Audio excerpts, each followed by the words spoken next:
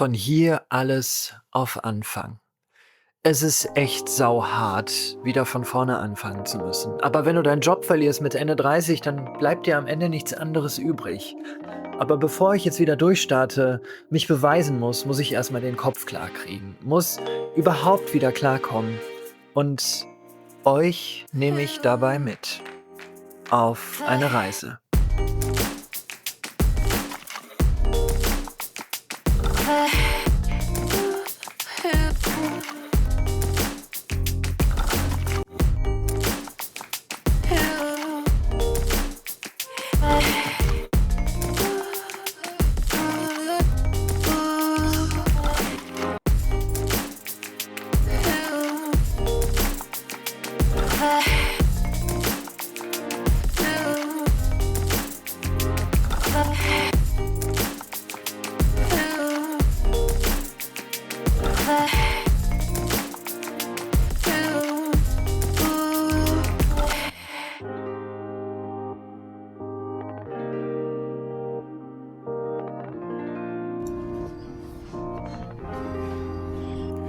Hi Leute, ich bin Benne. Ich dachte, ich stelle mich mal kurz vor. Ich bin Ende 30, komme aus Frankfurt und habe gerade meinen Job verloren. Ganz frisch tatsächlich den Job, in dem ich ziemlich erfolgreich war und wo es echt gut lief und den ich geliebt habe. Und was macht man als erstes, wenn man ein so krasses Erlebnis im Leben hat? Richtig, man haut ab. Genau das machen wir jetzt zusammen. Also ich werde euch mitnehmen in die coolste Stadt der Welt, an meinen Herzensplatz, den Ort, den ich so sehr liebe wie nichts anderes auf der Welt, der mich glücklich macht, eine Stadt voller Glücksgefühle, eine Stadt voll mit gutem Essen, eine Stadt mit Menschen, die einfach nur toll sind. Wir fliegen zusammen nach Bangkok.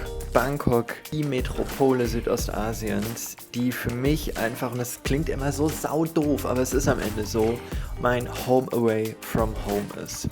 Wir schauen einfach mal, was wird und gucken uns das mal an. Eins kann ich euch sagen, ich bin kein Backpacker. Wenn ihr hier Backpacking-Content wollt, dann müsst ihr leider weiterklicken. Ich bin einer von den Ende 30, der sagt, die Regional-Express-Zeiten sind vorbei. Wir fahren ICE, was auch nicht heißt, dass ich jetzt nur in den krassesten 5-Sterne-Bunkern absteige. Mache ich nicht. Vor allem, weil ich alleine bin und man sich das dann nicht teilen kann. Also den Preis, weil ich nochmal meinen Job verloren habe und auch ein bisschen auf die Kohle achten muss. Aber ich bin halt einer von denen, ich möchte gerne einen schönen Urlaub, nennen wir es jetzt mal, machen. Ich möchte gerne schöne Dinge sehen. Ich möchte ein schönes Bett, ein schönes Zimmer und irgendwas findet sich da in der Regel immer. Also, let's go. Auf geht's nach Bangkok, Leute.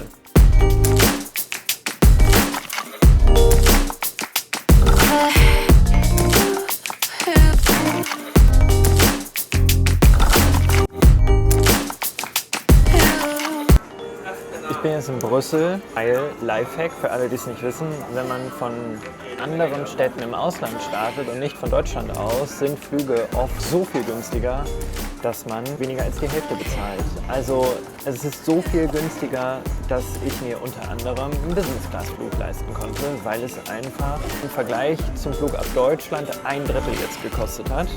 Ich muss jetzt hier ein bisschen warten, bis ich wieder einchecken kann, weil Brüssel ist halt mein Start, deswegen bin ich ein bisschen früher gekommen und sitze jetzt hier und warte, dass mein anderer Flug losgeht. Ich habe die Zeit genutzt und habe mir erstmal einen 9 € Iced Matcha Latte geholt, damit sich das auch lohnt. So wie sich das gehört für einen Arbeitslosen, ne?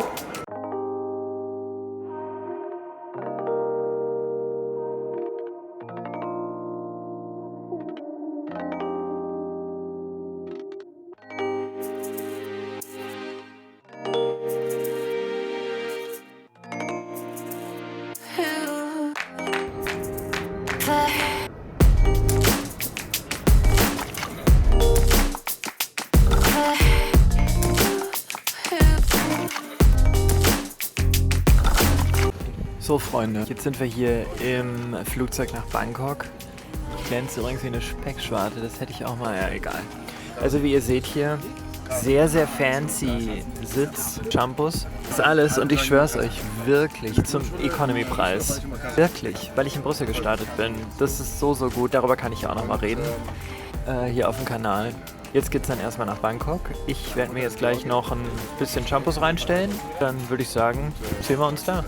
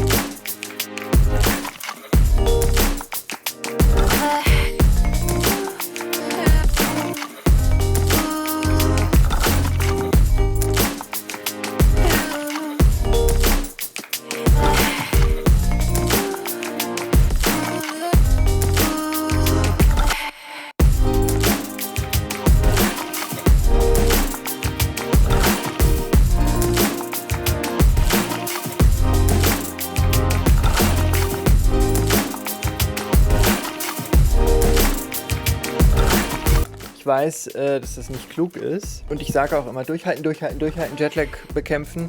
Aber ich bin halt durch die Nacht geflogen und dieses Bett sieht irgendwie gerade so bequem aus. Und vielleicht mache ich nur so eine halbe Stunde, ein Powernap. Oder maximal eine Stunde. Weil ich will heute Abend wirklich früh ins Bett. Aber nur mal kurz so ein Erfrischungsschläfchen. Oh, und dann gehen wir raus. Mir ist auch ein bisschen übel von der Taxifahrt. Das war so eine wilde Grab-Fahrerin. Also in Thailand gibt es Grab. Grab ist quasi hier Uber, aber auch alles andere. Also darüber lässt man Sachen liefern, man bestellt Essen, man lässt sich transportieren. Alles. Also man kann damit bezahlen. Grab ist hier die heilige Gral-App. Die Grab-Fahrerin, die ist so ganz doll immer angefahren und hat dann schnell wieder abgebremst und doll wieder angefahren und es war halt Stau und irgendwann dachte ich, wenn sie jetzt noch 5 Minuten weiter so fährt, dann kotze ich ihr in den Nacken. Auch das muss ich jetzt mal kurz auskurieren. So, ganz kurz schlafen und dann gucken wir uns nachher noch mal ein bisschen in Bangkok um. Also das Wichtigste in Thailand, das ist auch wirklich das Erste, was man machen muss. Am Besuch im 7-Eleven.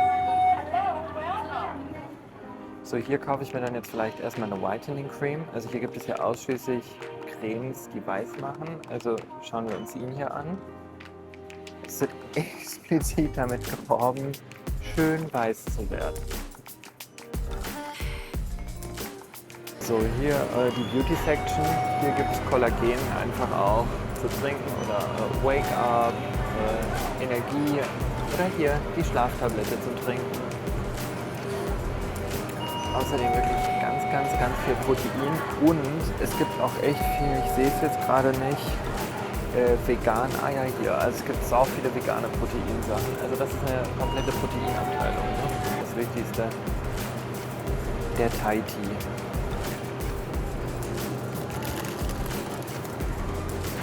Das suchen wir. Das muss als erstes stattfinden, sobald du in Thailand ankommst. Ich habe die 2 wichtigsten Dinge in Thailand gekauft.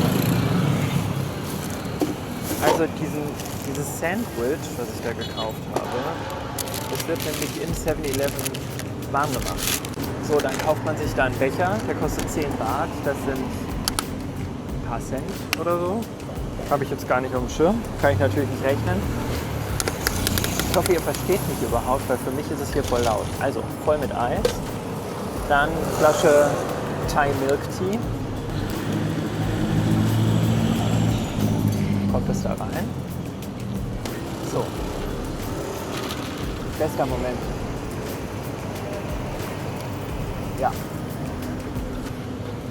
Der erste Thai Milk Tea und das erste räudige 7-Eleven Toast. Alle, die jetzt sagen, das ist kein Thai-Food. Nein, aber das gehört halt ultimativ zu Thailand.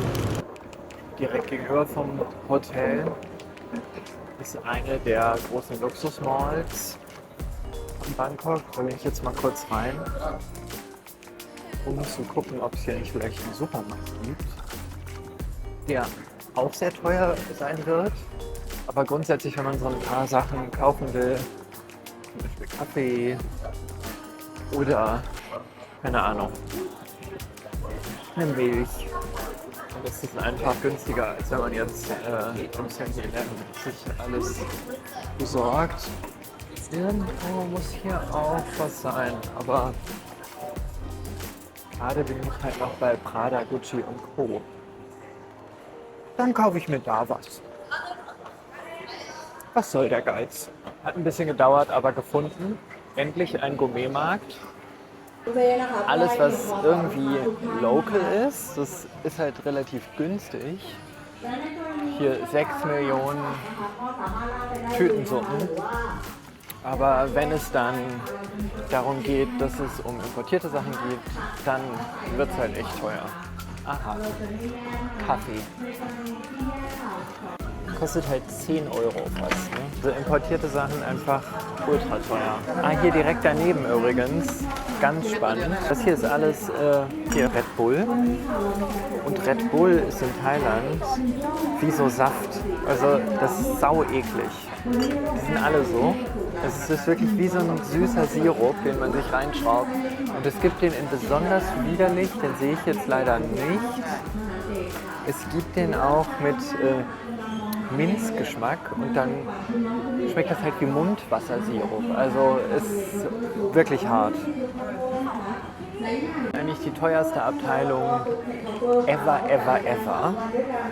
Das ist Kaffee. Also mal als Beispiel, Nescafé Gold, also 659 Watt, das sind über 15 Euro.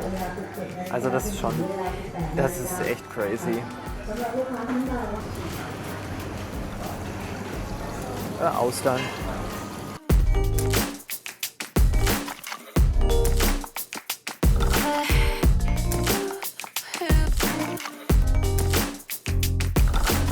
Ja, also ich bin jetzt hierhin gelaufen, um Geld zu sparen.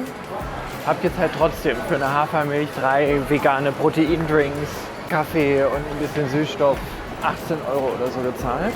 Aber es ist doch schön. Ich fühle mich da immer sehr wohl. Das ist so hübsch. Ab morgen spare ich dann, muss ich ja als Arbeitsloser.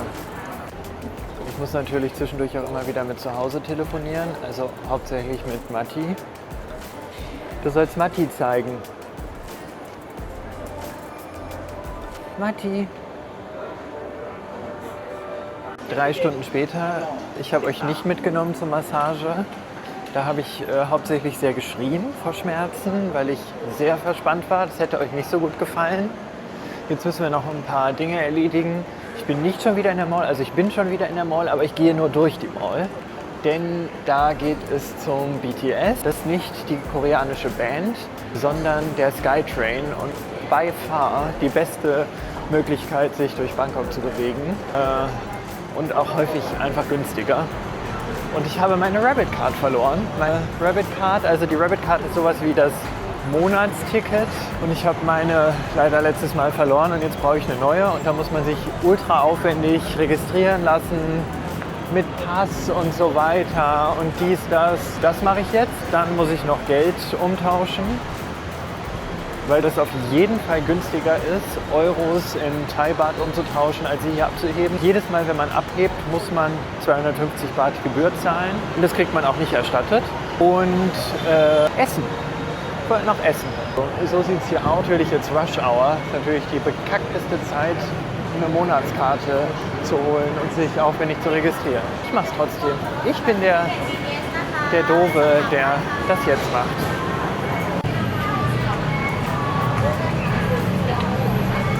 Value inside now have 100 baht where you can 7 years. Thank you for ขอบคุณครับ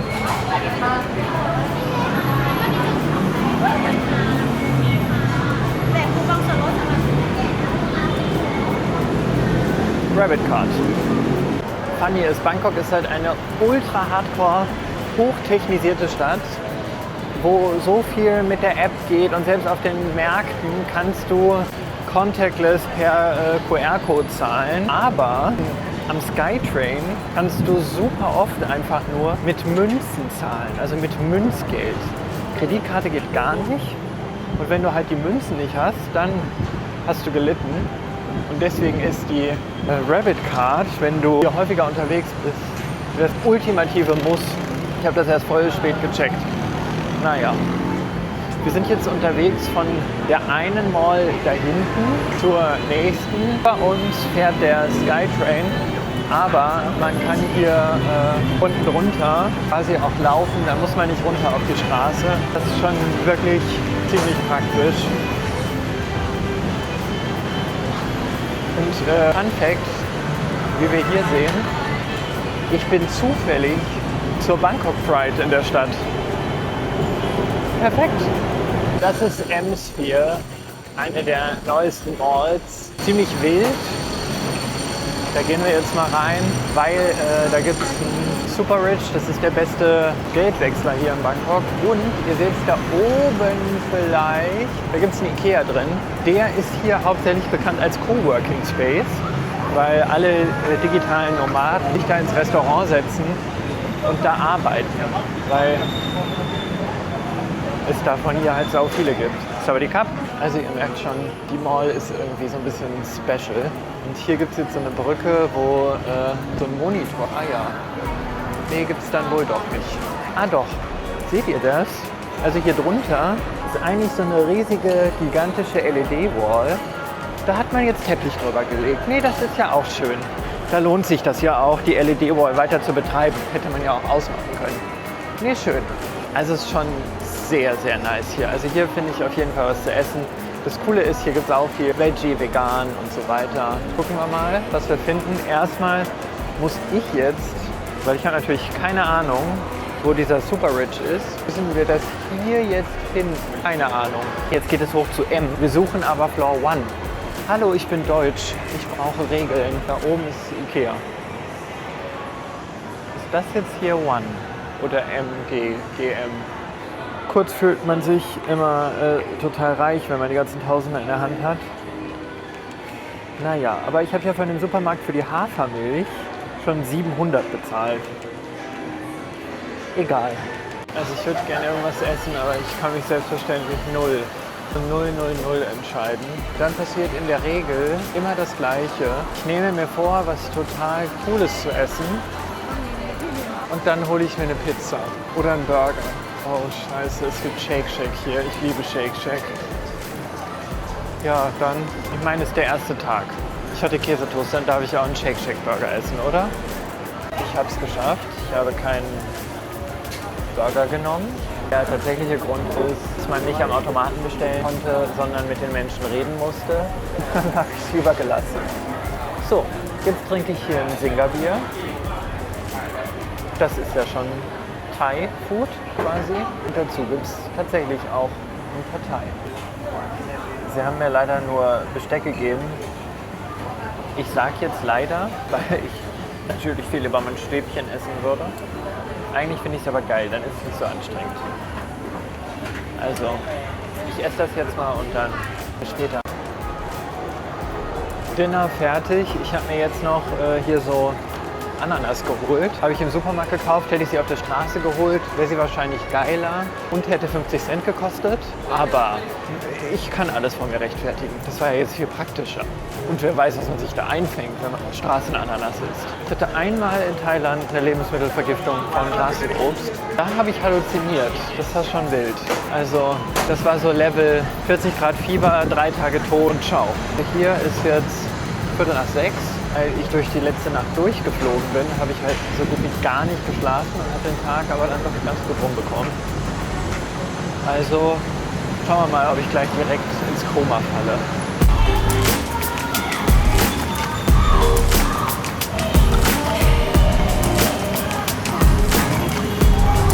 So, erster Tag geschafft. Jetzt gönne ich mir hier noch so ein bisschen Thai-Ananas. Es wird auch schon dunkel. Dann kann ich, glaube ich, einfach schlafen. Und morgen geht's dann mal so richtig los. Und schauen wir mal, was so geht in Bangkok als Arbeitsloser. Also, seid ihr beim nächsten Mal wieder dabei? Ich glaube, es wird ganz witzig.